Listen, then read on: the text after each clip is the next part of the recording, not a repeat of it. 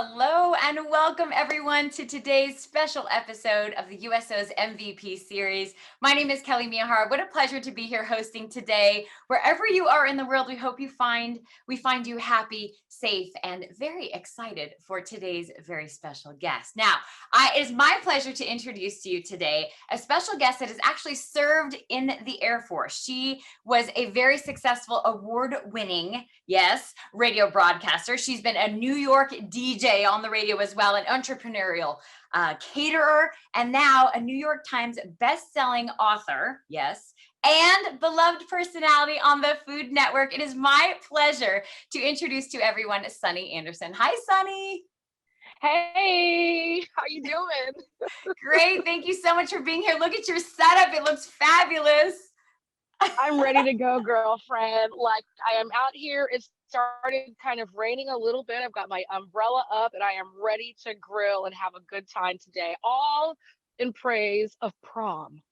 Oh, I know. We love that. Now, thank you so much for taking the time to do this very special episode with us today. Now, I also understand, Sunny, you have quite the history with military, with USO. Could you please tell us why it's important to you to be a part of this and participate today? Well, first of all, I'm an Army brat, proudly, and an Air Force veteran. I joined the Air Force right out of high school, and my training was in radio and broadcasting and television. So, the first thing I did was get shipped over to South Korea, to Yongsan, and I worked at AFKN radio, kind of like, Good Morning Vietnam, but we were in South Korea. And the cool thing is I was in charge of producing commercials and also being on air. One of my very first commercials I produced was for the USO with someone coming over to do a concert for the troops. So this is a really cool full circle moment for me. I love the USO. I think we all know the history of the USO in support of the troops. Obviously, as a veteran and a proud veteran from a military family, it's really awesome to be here today. I feel like I'm giving back to the organization that gives so much. So I'm excited to be here. And who would have ever told me, when I was 18 or even younger, knowing what the USO was, that I'd be here today. So I'm happy to be here, and I can't wait to cook and say hi to people and all that good stuff. Well, thank you so much. And that makes it even more meaningful, I'm sure, for all of those watching you today. So thank you so much for that, Sunny. Yes, we are so excited. Sunny is going to do a live cooking demo for all of us today. Now, for everyone tuning in, if you have questions for Sunny, please use the chat box at the bottom. There's a Q&A box there. Go ahead and let us know your name, where you're from, and your question. We're going to get to as many of those as possible. But first, Sunny, we want to start off now. I know that you have also lived all over the world. Yes. You've traveled as well. It's pretty incredible. Now, can you tell us a little bit about that influence on your cooking, on your inspiration to be a chef, and how does that really affected who you are today? Well, I always tell people when they talk about my travel and how does it relate to food, for me, the coolest thing growing up was moving, because it meant there was going to be something new regional that was going to happen in the kitchen. My parents love food. They love cooking. And for us growing up, a lot of times on base, when you got your POS papers, they would also, or PCS papers, they would also give you like the pamphlet about the new city you were going to go to, or the new country you were going to go to, the customs and all that stuff. So we really, indulged in that, would sit around the family table and read about where we were going to go. And then, once we got there, not only was it the cool local food, but how the military is, maybe across the street from you is someone from Vietnam, or, next door to you is someone from Thailand. And so it was so cool to, have neighbors and go over to their place and get recipes from them as well. So for me, every time I moved, something new showed up in my life as far as food is concerned. So a lot of the anxiety that I think goes along with moving pretty much every year of your childhood completely went away when I realized, oh, there's grilled cheese here with something other than American cheese. I'm in. You know what I mean? Like, you just completely forget about everything else. That's fantastic. Thank you for sharing that. Now, can you tell us a little bit about what you're going to be making today? Yes. So today I want to show you how to make my easy prom steak bites. It's really simple. And I always feel like, I'm not a chef. I'm on Food Network. I'm a home cook. I grew up, like, I said, just in the military, traveling around with parents that love to cook. So I feel like I'm all over the place when it comes to cooking, but this is a great classic recipe that's perfect for before prom, after prom, or even if you're just having friends over in your pod that is safe and healthy, right? So I want to show you how to get it started. We're just going to start with a T-bone steak. Very easy. You can use any kind of steak that you'd be really excited to cut into, like a tenderloin. You can cut into like little medallions, but I just have a T-bone steak right here. And it doesn't matter the thickness, but I've got about an inch thick T-bone steak. I'm going to season it and then get it onto the grill. Just put it onto my little tray right here. And the seasoning is really simple. I'm just going to do salt and pepper. You can do cumin. If you've got like a steak seasoning that you love, you can do that as well. I like to kind of mix my salt and pepper before I go outside so my hands aren't all over the grinder and all that stuff, and just kind of season it high. It's a little windy, but I want to show you the coverage.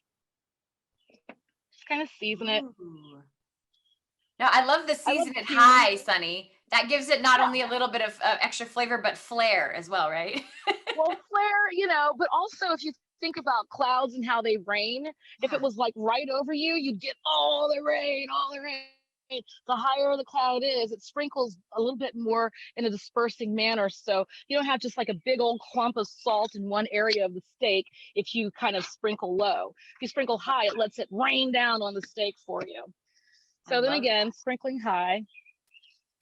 I'm going to get the steak on, and these steak bites, you can see here, this is what we're going to end up with. And they're not completely done yet. I have a nice way to finish them off. But I've got the grill nice and screaming hot here at like 425.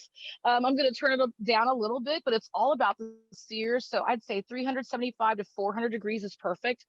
A lot of times people don't know how to really regulate the heat of the grill. So when I say I'm going to put this over direct heat because we want it to get those nice grill marks, the heat is going to be here. I'm going to put the steak here. Indirect heat would be on this side. So usually when I start on direct heat, I'll flip over into the indirect heat and just let it continue to cook because we've already got like the presentation side of the steak with all those grill marks. All right, so right over the top, just put it right on the grill. And then I'm just going to close it up. Now, usually on Food Network, when we're giving you recipes, we try to give you times, but you'll see when we're on the kitchen, we always talk about when we put things in the oven or on the grill, you cook it until it's done. And when we're talking about steak, that's a gray area for a lot of people. Either you want it so it's like still, coming off of the farm, or you want it like what we say, just dead, well done. I like somewhere in the middle, a little bit closer to rare. So for an inch steak, it's like maybe 2 to 3 minutes on the first side, flip it, and then maybe 1 to 2 minutes on the second side. It really just depends on the temperature of the grill. Let me show you what else we're going to get onto the grill. So I love to do a store-bought shortcut, Kelly. You know what I mean? So if you go to your freezer section, you'll find a box of garlic bread. It's usually cut nice and thick, like Texas toast. You can see right here. We're going to get this on the grill.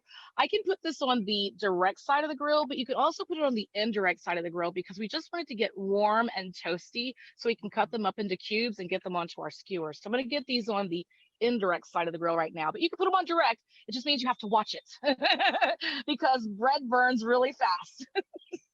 That looks so delicious. My mouth is already watering, Sunny. Is that allowed yet already? Yeah. Totally allowed. Totally allowed. Good. Okay, good. Now, do you use fresh garlic when you do your garlic bread, Sunny, normally? Is that a rule? Like, some people put the garlic powder. What's the rule there? Oh gosh, no. Well, it depends, right? So to me, if you're pulling out of your spice rack, and you're going to eat it without it being like baked into a sauce or cooked for some time.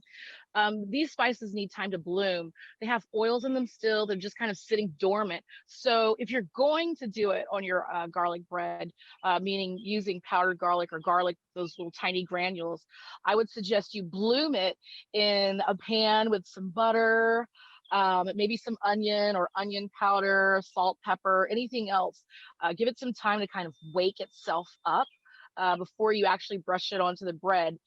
You can use fresh garlic, but we all know fresh garlic, it burns really fast. So my suggestion for that is steeping the fresh garlic in the butter and then just dabbing that onto the bread. So, even though I love a good store-bought shortcut, I feel like sometimes there's some meals where you want to kind of do special parts. For me, the special part of this is that steak. You know what I'm saying? So we'll take that store-bought shortcut and we'll do the garlic bread. But this recipe is really good for all these other different ideas. If you've got meatballs, you can do meatballs at the end of this, nice little chunks of chicken if you like. And it doesn't have to be the finish that we're going to make, which is a balsamic reduction. You can buy or make at the grocery store. You can do salsa or any kind of like hot sauce or marinara, pesto, so many different things you can do with this recipe. Yum, that sounds so good. I've got to say, Sunny, I am totally a fan of the balsamic, so I'm excited to see that part. Sunny, before we go take a live look, oh, you too? Oh, good. I like you, Yeah. sister. All right, let's check it out. We actually have our first live look location coming up, but before we get there, I've got a question for you coming in from Maggie from Oceanside, California. Now, Maggie wants to know, what was your favorite duty station as a child and your favorite on active duty? Oh, my favorite duty station as a child was Bad Kreuznach, Germany. Right. So we got there in the early 80s. I think I was like maybe 10. If we got there in like 80, 45, 46, don't do the math. And so I loved it because, like I was saying before, my parents love to travel and they love food. And on one of the breaks, we traveled north up to Legoland in Denmark, and we had grilled cheese with white cheese, and they served it with ketchup. And before that, I'd only had grilled cheese with like American cheese, and there was no ketchup on the plate. I was so blown away. I loved it. And then in Germany, they have the Volksmarches every weekend, which translates to People's Walk. You can go to different towns in Germany and do a 10K walk or a 10-mile walk through their area. And, every kilometer, there's a tent and you have a beer, but I was too young, so I just see my parents drinking. And at the very end, you get a plate or a cup or something like that. So I really love Germany because we did a lot of traveling to a lot of different countries in Europe. And I still love German food to this day. So that's definitely for me growing up. Now, when I joined the military, I enlisted at Lackland. I went to Fort Benjamin Harrison for my broadcast training. Now it's at, I think, Fort Meade, Maryland, the DINFOS, Defense Information School. And then my first station was Yongsan in Seoul, South Korea. And then right after that, I went to go work for AF News in San Antonio, Texas at Kelly Air Force Base, which was the Armed Forces News Agency. So for me, I'd gone to high school in San Antonio. So coming home to San Antonio was awesome because, as a military kid, you never get to be anywhere that you kind of know the streets and you know where to go. So that was really, really awesome. Plus, my commander in Seoul, South Korea was also the commander in San Antonio, Texas. So it was really cool to like go to another unit where I kind of knew the lay of the land and I knew, the boss, you know what I'm saying? So I loved going back to San Antonio, but I mean, it's a hard tie between that and Korea because the food, and I've been back since I left the military in 2013 and it was just all about getting all the meals in, So, it's really hard to choose, when you love food and you love travel. I think I would say it's a tie between San Antonio because it felt like coming home, and Korea because it was something new, and that's all I knew growing up is something new. Wow. Yeah, and what a difference too from San Antonio to Korea, right? I'm sure that is quite the contrast there as well. All right, Yeah, it looks like our friends at USO. Look at that. Ooh, beautiful. Look at So I'm that. gonna flip that now. Ooh, that looks I'm just gonna take a look at the bread. Okay, that sounds good. Now, Sunny, while you're checking on the bread, we are going to get our friends ready at USO Fort Stewart. They are ready to join us and have more questions for you. So I'm going to go ahead and bring them in. Guys, you are welcome to join us. Here we are. Hi there. Welcome. We see you. Hey. Thank you for joining us today. I know you're really excited, and I heard a rumor that you were actually cooking along with us as well. Is that true? Yes. So I actually have already plated one for our volunteers, and I've got volunteers eating them, and all the soldiers that have been coming to the center have raved about how good this smells. So we're very excited about this. Awesome. Thank you so much for joining us. Will you go ahead and introduce yourself as well? Tell us a little bit about where you are and your mission there. Yeah, absolutely. So my name is Courtney Dew. I'm the Operations and Program Manager here at USO Fort Stewart. We have a very unique installation in that we are Fort Stewart and Hunter Army Airfield. We're separated by about 45 miles, but it's all one big part of 3rd Infantry Division. We are a infantry division that is mechanized, meaning we have lots of tanks and things going off. So it's a very exciting night. Sometime you listen, is that thunder or no, it's just the tanks. It's good. So it's a nice, quiet, peaceful night with rumbling windows from time to time. But we're located about 45 minutes from Savannah, which is wonderful because if you're a foodie, it's the place to be. So we love it. Beautiful. Yeah, you can't find a bad meal in Savannah. It's kind of like New Orleans. There's just a few cities like that where you go, it's like it's impossible to have a bad meal. I would have to agree. Savannah is a beautiful city. Yes. Now, sorry, Courtney, go ahead. I was going to say, which brings me to my question. I figure you've been to Savannah before. What's your favorite restaurant in Savannah?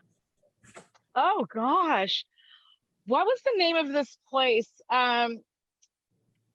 There was I couldn't tell you the name of it, and it's so funny because there is a taco place that was right across Kelly Air Force Base that I used to go to almost every single morning to get a chorizo and bean taco. And every time I try to tell someone about it, I have to go online and go on Google Maps and find it. It's my favorite place and I can't remember it, but all I can remember, it was on a corner and there was a jewelry store next to it because I remember going in there and buying some kind of a plaque or something for someone. I can't remember, but I remember thinking it was an awesome meal. And I stayed in a hotel by the river and I was only there for 3 days and I had a meal there as well at the hotel. I couldn't tell you the name of the hotel even. The food was the important part. Okay. I was going to walk into the restaurant and be like, Sonny Anderson recommended this place, so I had to try it. Yeah, right. But you know what I thought was so cool about Savannah, as you see me out in the great outdoors, and I truly love Mother Nature, is first of all, the park system there. And then while I was on the way over, I remember reading about Savannah because I like my parents, I love to travel and I love to be a tourist, that the way that the infrastructure and the streets were set up in Savannah was kind of the archetype for many major cities as far as the block, the park, the block, the park. Many cities modeled their downtown and their infrastructure after Savannah. So a little bit of knowledge. I don't know why I know it because I looked it up while I was on the way there. I'll put that in our trivia for next month. Yeah. Well, what about you? What's your favorite place in Savannah? Because I mean, maybe you'll say the place that I went and I'll remember. It's such a toss-up, but this is odd too. It's actually a New Orleans-based restaurant called Huey's, and it's right on the river. And when we were stationed at Fort Polk in Louisiana, that's the one thing I really loved about Louisiana was the food. And so being able to kind of get a bit of that culture here it's what makes Army life fun, is finding something that connects you to every place that you've been. I would have to agree, like I tell people, that's like a little hidden secret about the military is, if you're lucky enough to be in a military city, you go off base and cross your fingers, there's going to be like some good Korean food or, there's going to be some good food from anywhere where we are stationed. We have a knack for going overseas, falling in love and bringing back the love, So if you want any good, really good food, just go to a military city and go around the edges. You know what I mean? It's there. Did you see, I just took the steak off the grill, right? Ooh. So I took the steak off the grill and I covered it up with aluminum foil to tent it. And a lot of times we say tented and people are trying to figure out why. They don't want anything to be cold when they go to eat it.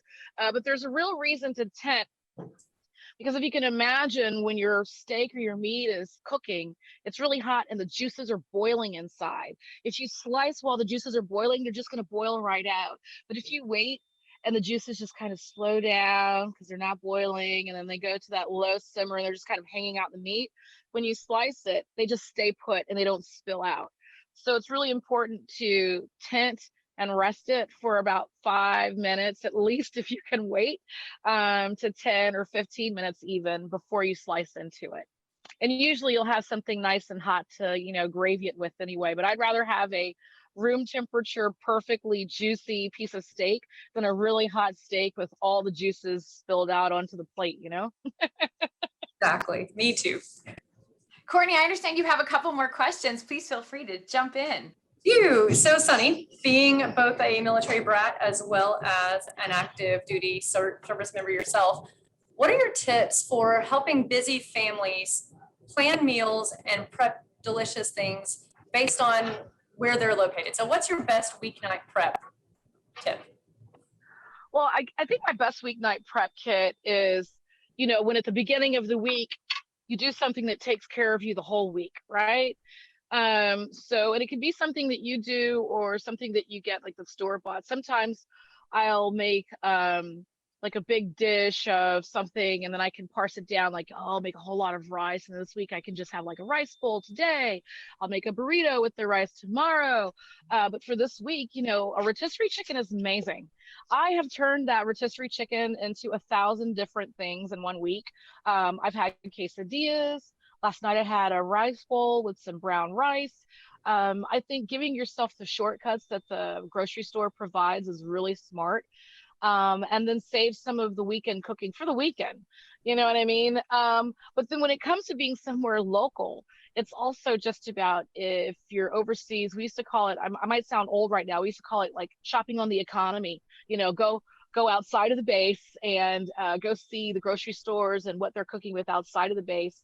A lot of times you find new ingredients, or if you talk to the people there, you find new ways to prep the ingredients.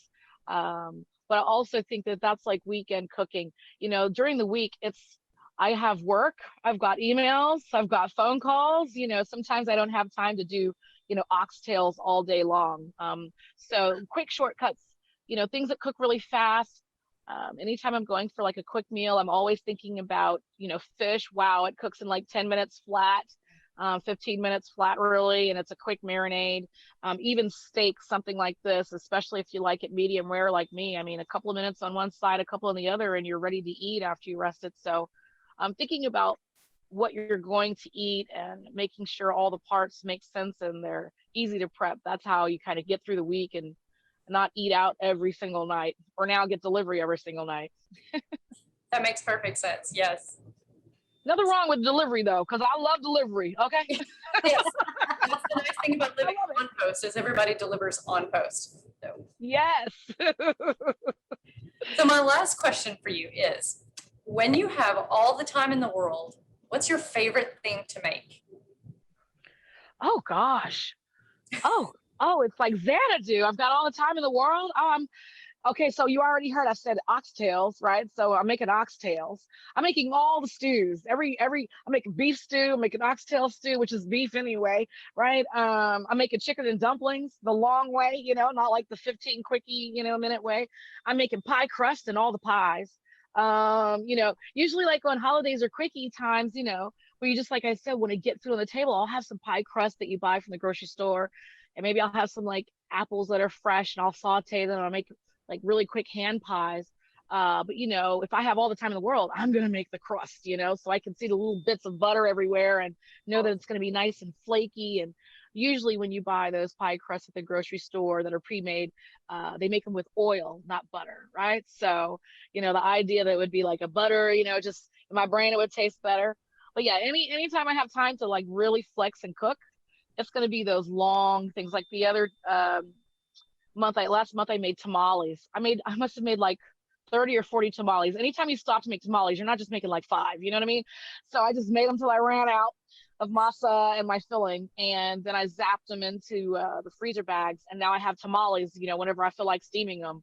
So I love long process recipes, but I also love just eating. So a lot of times I take the shortcut. Awesome. Oh, you've given me so many ideas already. Now I'm excited. I'm gonna have to cook tonight when I get home. Yes, yes. Try this. It's easy. Thank you so much for being here with us, Courtney. And I'm excited. It sounds like everyone around you is excited about what you're cooking there. So thanks for partaking. Center smells amazing. Thank you so much for your service. Thank you for joining us today. We appreciate Thank you, girlfriend. it. Bye, Courtney. All right, Sunny, it looks like we've got a little bit of work to do to get this going. I'm so excited. Yes. So I have the grilled bread, the garlic bread that is completely nice and toasty. I'm going to go ahead and bring it off and cut it first on my cutting board, because when I'm cooking, I'm always thinking about like less dishes because I don't want to do a lot of dishes. And then also, like, it's the order of things you slice things in so that your board stays nice and clean, right? I'd rather slice my bread on a dry board than go into my steak and then slice the bread on top of it. So it's all about presentation. So let me bring that out for us right now.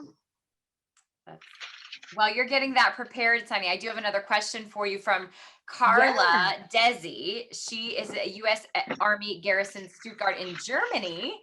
She wants to know, what was your path to becoming a celebrity chef? Well, first V Gates. My path, which is how you doing or what's up. My path to becoming a Food Network host was just so circuitous. And I never thought that I would be here, which is, I'm so happy to do what I love. But, when I was in the military, I was in radio as a broadcaster.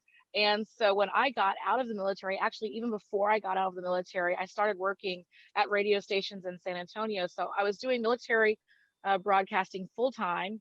And then I would get off the air and I would go work at a local radio station and broadcast for them. So before I got out, I was trying to make sure that I could have solid ground to stand on when I did get out and try to continue my broadcasting career. So I just traveled in radio and made it to New York. And when I made it to New York, I stopped and I started bringing in food, right? I started doing the things that I had time to do, right? Which is what we're talking about, which is cooking like a tray of mac and cheese. And then it's like, wait a minute, I can't eat all this, So I'd take it into work and people were like, oh, bring some more. And the next thing you know, I'd show up to a studio and people are like, where's your mac and cheese? It was almost like if I showed up without food, why was I even there? So, yeah, it's like, wow, so you don't really like me. It's all about the food, right? So, but that was a huge compliment. If you like cooking, you're here hanging out with us, you know how it feels when you cook for someone and they like what you make. It's just, it's an immediate adrenaline rush. And it feels so exciting that you have pleased someone with a talent or art, right? So after I started cooking for others for free, they started asking way too much. And I was like, I have a real job, guys, like a real job. Like, I have to wake up in the morning. I can't just make this all night for you. And so I started charging my friends for the groceries, not for the labor, just for the actual groceries, thinking that they would realize, this is costing me money and time. And instead, what happened is they realized, oh, okay, well, this is your price. So if you'll make, a tray of mac and cheese for $10, I'm going to tell my friend, they're going to tell their friend. And the next thing you know, people were buying food from me. So I started a catering company. And thankfully, I had a radio show where I was able to talk about catering. And Food Network is based in New York, which is where I was broadcasting from. You never know who's listening. And someone was listening to my show and made a suggestion that I go on Emeril Live. And, it's all history from there, but it took a couple of years to really get solid and actually get on Food Network after that. Tons of meetings and tons of no's. But I've been there now for about 12, 13 years, and I'm still enjoying it and having a really good time. So I didn't really plan it, but as soon as it became a possibility, I stopped everything and made it my goal to chase it and land it. And I'm just really happy to be here. Wow, Sunny, what a cool story. Yeah, I love that story too, Sunny, because it seems like all of your talents, all of your experience, all of your loves and passions in life kind of came together. And now you're really truly living the dream from all aspects of your life. That is admirable and awesome. Thank you so much for your question, Carla.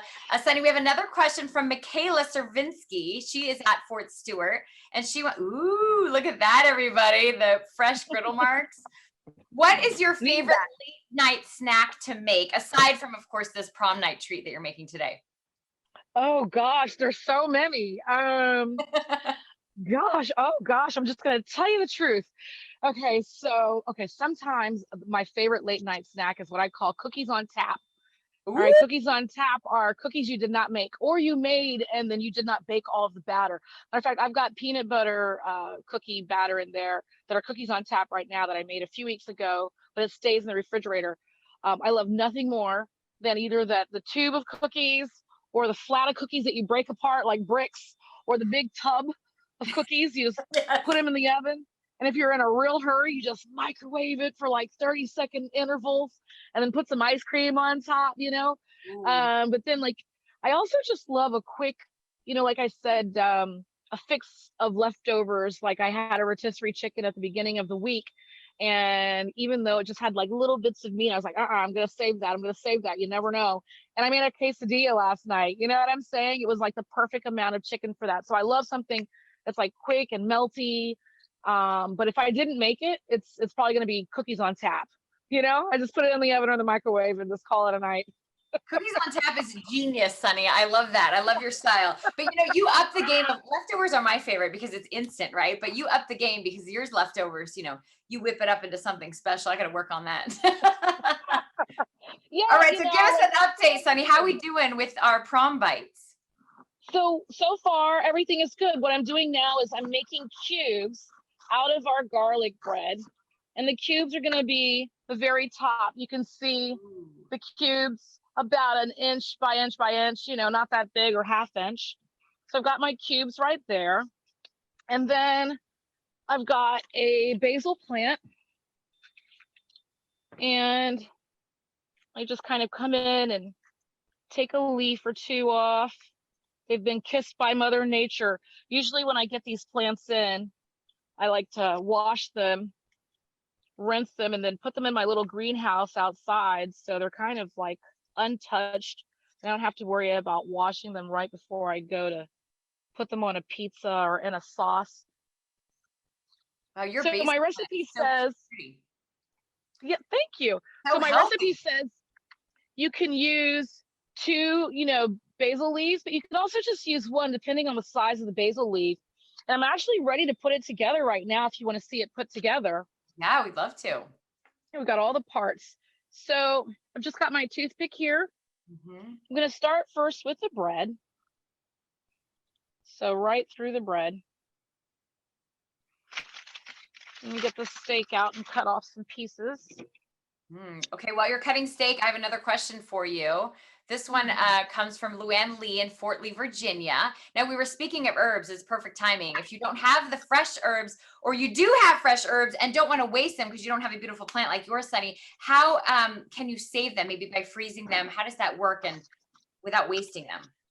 Oh, there are so many different ways, right? So the first would be obviously to freeze. There's a technique where you can take the herbs and you can put them in a blender with a little bit of like olive oil to get them down to a paste. Put those into like ice cube forms or even in a sandwich bag and kind of press it flat. And anytime you need to use some herbs to like saute into a sauce, you just use one of those cubes, just put it right into the pan. You've got your oil, you've got your herb, it's good to go. You can also blanch them and then put them into a bag into the freezer. And I also like to, excuse me, I also like to dry them.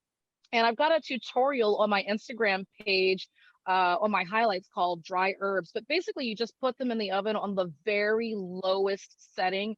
It's usually like 170 or 150. You could put them on parchment on a baking sheet.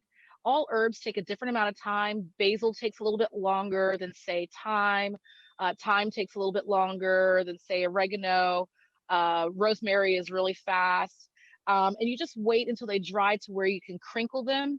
And then you can make your own seasoning blend. I make my own Italian seasoning now every year that I have a nice outdoor herb garden.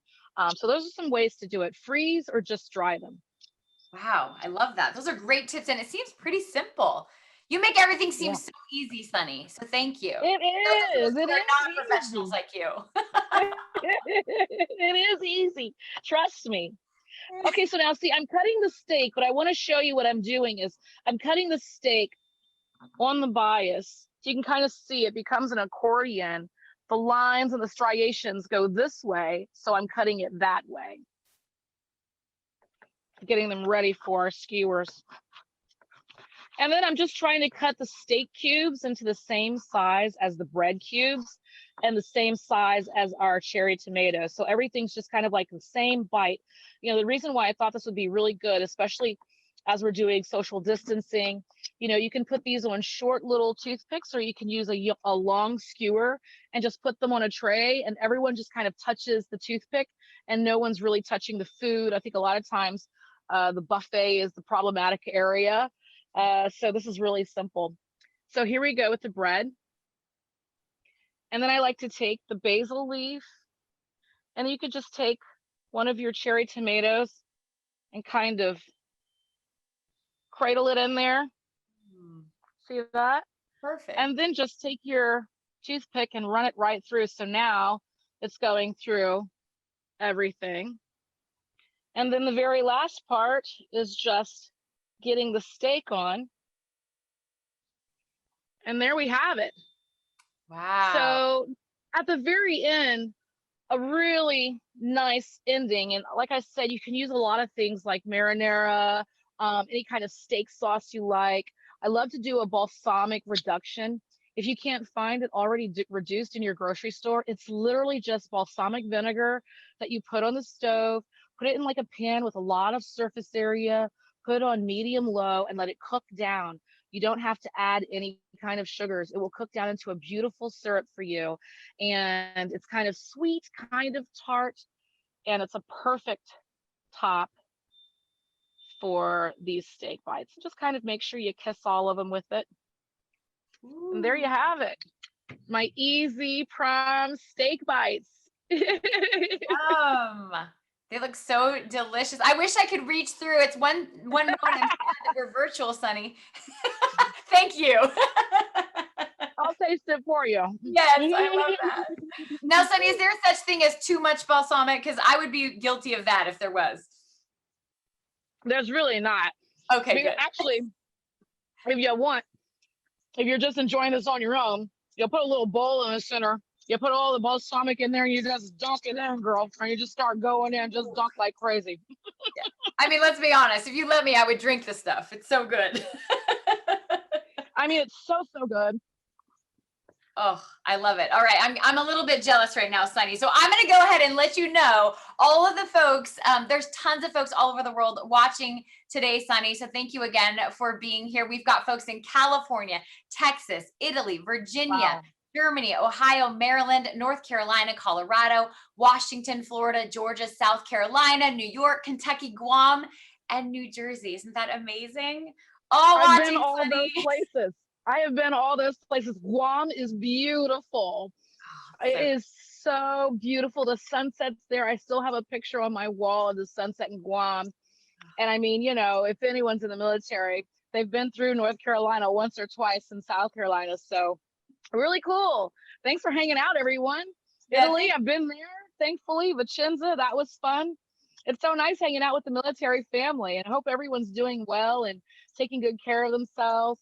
You know, I think being a dependent and then also getting in myself active duty, and now as a veteran, I've experienced so many different levels of being in the military family. And boy, are we an awesome family. I still love now running into veterans and talking to them, talking to parents who's have kids that are thinking about getting into the military and telling them about my experiences. And you know, thank you for your sacrifices. Thank you for being away from your family. You know, when I was growing up, we didn't have the internet. I'm old, you know, at least now you can email and, you know, FaceTime people, but still, it's still difficult being away from home and the things that you know and love. And we really appreciate you, and everyone's job truly does matter in the military. It's a full support system, and, you know, right down to the dependents and everyone that's not active duty, but still active in their duty.